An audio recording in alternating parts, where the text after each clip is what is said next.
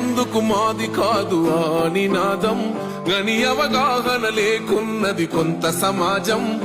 రాజ్యాంగం ప్రతిఫలాలు పొందుతూ జనం అది అంటేందని అడిగే అవివేకుల దేశం